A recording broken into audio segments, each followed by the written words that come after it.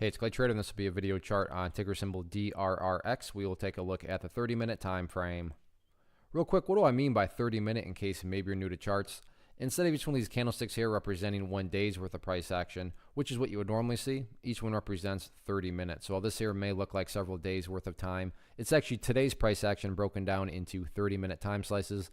I like to this time frame. I think that does a good job of telling the quote-unquote story of the price and then makes mapping out levels of support and resistance a bit easier to see. Don't mean to state the obvious, but quite an eventful day. More so just mainly from the volume perspective. You look down here at the price, and then of course right there at the volume, and by far the biggest volume that this has had in a very long time. And the interesting thing here is how the price reacted, after the open. Obviously the gap down. I don't want to come across like just because this is happening, it guarantees anything. But if you have traded long enough, then you know that when prices get beat down, it can actually get a whole lot worse. Meaning, the price could have come down here, and then throughout the rest of the day, just slowly bled and bled and bled. Like I said, if you've traded long enough, you've seen stocks that do this. However, that was not the case here. After the gap down, the price essentially went sideways. Again, just because it went sideways after a gap down, I'm not sitting here saying that therefore it's a guaranteed bounce.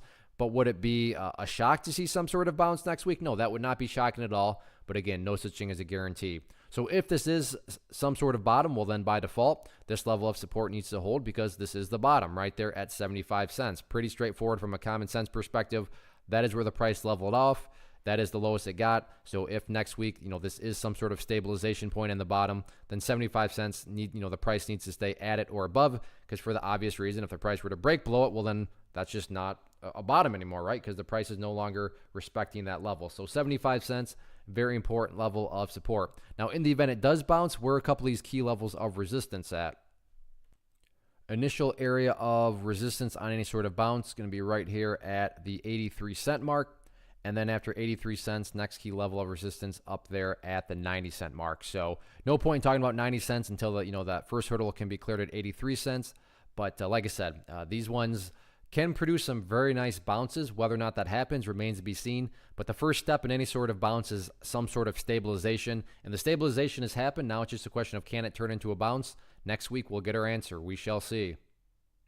One of the biggest questions that I get is, hey Clay, how do you find the stocks that you trade? So what I've done is put together a free resource guide where I talk about the tools that I use to locate stocks that I find interesting and think may have potential. So if that sounds like something that could add value to you as a trader, then click on the image that is up on the screen right now and I will email you the guide. The guide itself is very short and to the point, and best part, it's completely free. Thanks for watching the video. Let me know if you have any questions.